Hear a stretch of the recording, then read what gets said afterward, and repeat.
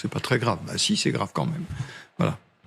Bon, voilà la carte donc qui dit tout, parce que l'essentiel se concentre sur cette oblast, comme on dit, cette région de Donetsk, où sur la partie supérieure, en haut à gauche de la ligne rouge qui figure l'état du front aujourd'hui, les Ukrainiens ont sacrifié évidemment énormément d'hommes et de matériel pour défendre coûte que coûte cette partie qu'ils vont devoir, si toutes ces informations sont confirmées, abandonner purement et simplement sur la pression des États-Unis et s'ils se résolvent à ça. Vous employez le futur, je dis qu'ils devraient, parce que les Ukrainiens ne l'accepteront pas. Ils n'accepteront pas.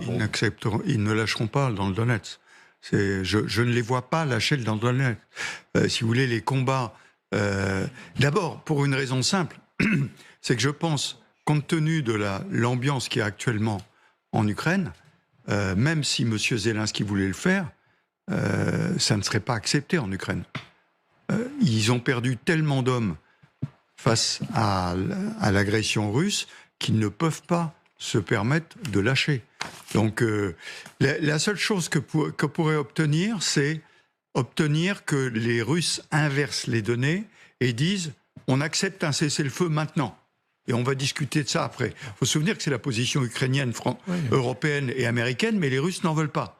Donc s'ils ne veulent pas accepter de cesser le feu, je ne vois pas pourquoi les Ukrainiens l'accepteraient aujourd'hui.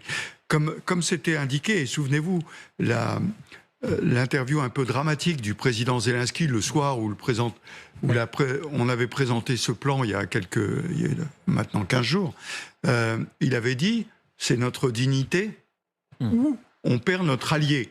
Et clairement, il vient de dire la même chose. On est prêt à perdre notre allié. Quand le Télégraphe dit « M. Zelensky a laissé entendre qu'il sacrifierait ses relations avec les États-Unis plutôt que céder le Donbass », c'est une carte qu'il abat dans cette partie de poker menteur où ça peut se produire. Ça peut se produire. Est-ce que c'est imaginable? Je reviens justement à ce dilemme qu'il a exprimé lui-même voilà 8 jours environ, Zelensky, le choix entre donc la dignité du peuple ukrainien et le soutien d'un allié. À une nuance près, c'est que les États-Unis ne sont plus un allié. Et que baiser les babouches du faux ami qui vous étrangle ne vous épargnera jamais le malheur qui pèse sur vous. Mais cela étant dit, soyons réalistes.